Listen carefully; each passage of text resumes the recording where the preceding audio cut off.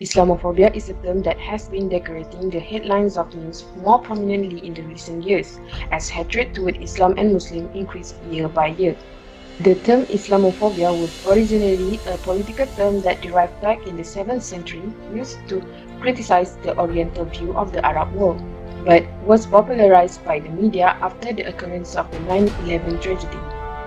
The term Islamophobia does not carry a specific meaning, as scholars cannot come to agree on one, and Eric Bleich stated that Islamophobia is not a concrete word compared to the terms like anti-Semitic, racism, and xenophobia, since the term is always accompanied with anti-Islam and anti-Muslim ideology.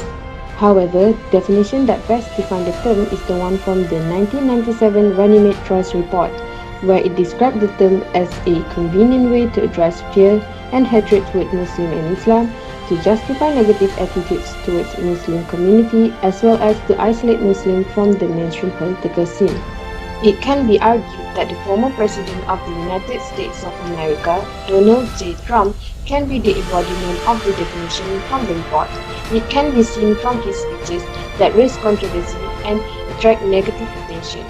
For example, he once stated that Donald J. Trump is calling for a total and complete shutdown of Muslims entering the United States until our country's representatives can figure out what the hell is going on. it is apparent that the real concern were the issues of terrorism, immigration, as well as overflowing of refugees and asylum, but it cannot be denied that there is an underlying Islamophobic stance. Thus, it is evident that Islamophobia is a term to showcase negative attitudes toward Islam and Muslims.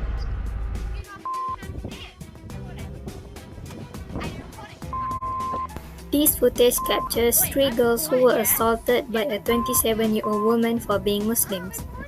The lady was caught on camera making Islamophobic remarks, questioning their right to use a public restroom.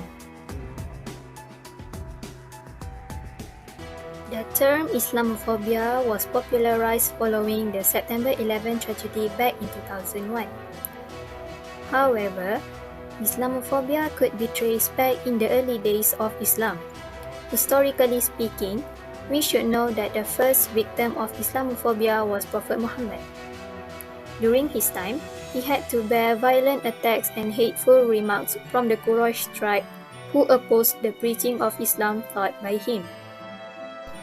Fast forward to 21st century, the world had to witness one of the most controversial occurrences of Islamophobic in the political world in the year 2016. It happened during the campaign for the United States presidential elections of 2016. This footage from ABC News shows live debate between Donald Trump and Hillary Clinton for the election. If I were president at that time, he would be alive today.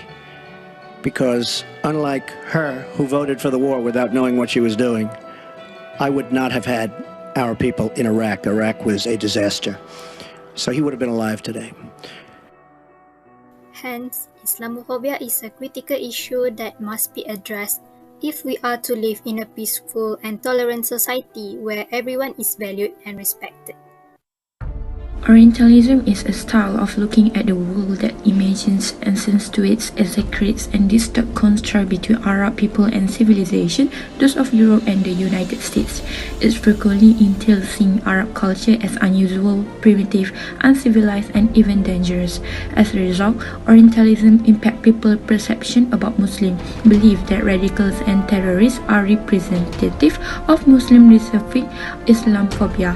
Early Orientalism may be observed in European paintings and photography from the 19th and early 20th centuries portray the Arab world as an exotic and mysterious land. The mainstream media, particularly electronic media, become an instrument and a source of spreading Islamophobia over the world. In fact, the media frequently exaggerates reality, hyper-reality, to the point where their reality becomes hazy.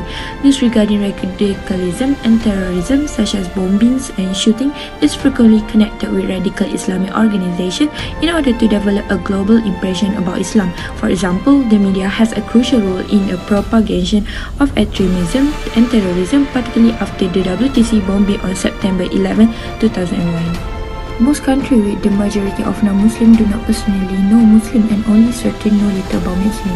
Due to ignorance of the existence of Islam and Muslim, they tend to misunderstand and misconception about the religion. Non-Muslims generally isolate lines from the Quran that guarantee Muslims to the right to protect themselves when they claim that Islam support violence against non-Muslims. For example, the term jihad is frequently used interchangeably with holy war in the West. Xenophobia is defined as a hate or prejudice toward persons from the other culture or nations. Immigrants are seen as a member of racial group to which they do not belong and who do not deserve equal rights. For example, the Supreme Court sided with the Trump administration, finding the federal law provide the president broad authority to prohibit entrance to the United States, a reason that helped administration hide the policy, xenophobic, racist, and Islamophobic aim. Referring to the problems that had been defined, it is imperative for the Muslim community and others to find solutions in mitigating the Islamophobic repercussions caused by powerful figures and anti-Islam movements. Firstly, the Muslim community should educate people around them about Islam. They have a huge responsibility to prevent anti-Islam groups from infiltrating society and undermining the foundations of Islam by ensuring that the public knows about Islam and its tenet as an effort to defuse Islamophobia. The major objective of education is to help people get basic facts and terminologies right, so that they can make informed choices as citizens. If more people became more informed about the Quran, they might not believe those who insist that Islam is a dangerous religion. The contorted ideas of Islamic religion must be overturned with new narratives, led by Muslims themselves, presented via art, media, and popular culture. This means that popular culture's prevalent views about Muslims and Islam should represent the different daily lives of Muslims and their faith. This will greatly improve the portrayal of Muslim community as well as dissociate Islam with violence. Next, people should also speak out against anti-Islamic and xenophobic measures at the state and federal levels. There is a widespread agreement among scholars of Islamophobia that the phenomenon cannot be reduced to issues of bias, prejudice, or misrepresentation. However, when scholars sought to define a more holistic approach to Islamophobia, there are differing viewpoints on the importance and weight of international politics. These contradictions eventually make the way for the anti-Sharia legislation to advance the calls to ban Muslims from entering the United States, which had happened in Donald J. Trump's presidential campaign. Thus, the need to hold political candidates and representatives accountable has never been more important. The American Friends Service Committee, AFSC, have done commendable acts as they urge members of Congress to stand in solidarity with all immigrants and condemn Islamophobia and xenophobia, as well as to stop pursuing policies that obstruct refugee resettlement. As long as the political figures include nativism and hate against other cultures or religion in their speech, a country will never have decent and compassionate immigration rules. Therefore, all members of the community should be more aware of the current movements that advocate in defusing Islamophobia, because peaceful and safe communities are built on foundations of cohesion and inclusion, not reactionary xenophobia. Islamic institutions, individuals, and those who are responsible for Islamic da'wah need to mobilize various activities and programs to address Islamophobia. The approach that is implemented must adhere to the concept of wasatiyah or simplicity and be guided by the education process and da'wah. This approach will help to create the perception and understanding of the community and the world towards Islam. Radical, aggressive, and violent approach will not only create slander and misunderstanding of Islam, but will only trigger bad perceptions and hatred of Islam. Among the main things that need to be given attention is the functions of the media in shaping the perception and thinking of the society. The media should be more responsible in ensuring that the program broadcast, including the news that are displayed, do not portray wrong things about Islam. Aside from that, Islamophobia must also be addressed in school syllabus to ensure a better understanding of Islam can be achieved. It is crucial that Islam is taught and spread in school without compromising the teaching of Islam, which are fair and suitable at all times. Programs that continuously raise the level of awareness and understanding of Islamophobia should also be conducted at the most, district, state, and national level as well. People that are involved in addressing this problem also need to be trained. Through appropriate training, they will be able to act as agents to spread the message of Islam. A continuous awareness campaign must also be conducted for the public through the organizations such as forums, dialogues, religious tolerance workshops, and interfaith relations. Accordingly, Muslims should also increase the quality research on Islamophobia, which should be published to all corners of the globe so that it can be read by the entire world.